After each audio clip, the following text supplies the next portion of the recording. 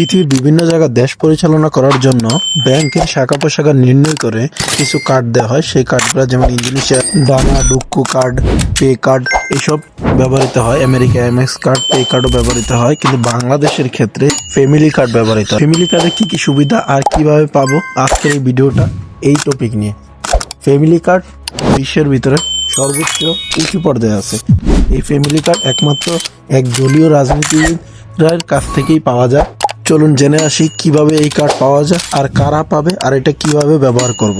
মনে করেন আপনার বাড়ির পাশে একটি মুদি দোকান আছে, ওই দোকানের সাথে সরকার কন্ট্যাক্ট করবে।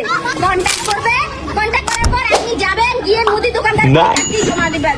দেওয়ার পর মুদি দোকানদার আপনাকে এই কার্ড জমা দেওয়ার কারণে চাল দিবেন 25 কেজি, তেল দিবেন, চিনি দিবেন, ডাল দিবেন, প্রতি মাসে দিবেন কোনো টাকা ছাড়া।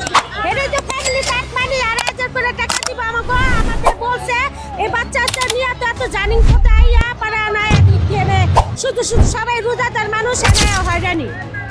মানুষ না সবাই গরিব মানুষ না, তাদের তো মিথ্যা আশা দেওয়া উচিত হয় না, বুঝছে?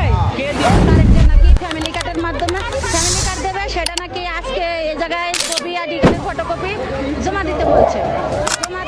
পরে আমাদের বলছে হাতে হাতে টাকা হয়রানি হয়েছি, কারণ এখন এই জায়গায় এসে বলতেছে যে এটা নাকি ভুয়া। নম্বর টাকা চাইতে আছে কার্ড বাড়িছে না, ফ্যামিলি কার্ড হলে 5,000 টাকা চাইতে আছে। সব বড় নাকি তারেক জিয়া যে 1 কেজি গোস কিনা 5 কেজি কিনা খাইলাম, তারেক জিয়া তো ভোটের আগে অনেক কিছু কইছে, আমরা এটা করবো সেটা করবো ওইটা করবো, ফ্যামিলি কার্ড দিব, কিছু তো দেয় না। হন তো কিছুই দেয় না, তারেক জিয়া তো কোনো খবরই নাই। হন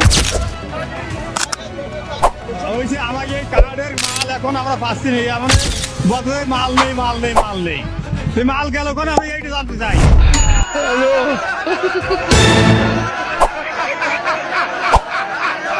দেখছেন শুরু হয়ে গেছে, কার্ড আছে চাল নেই।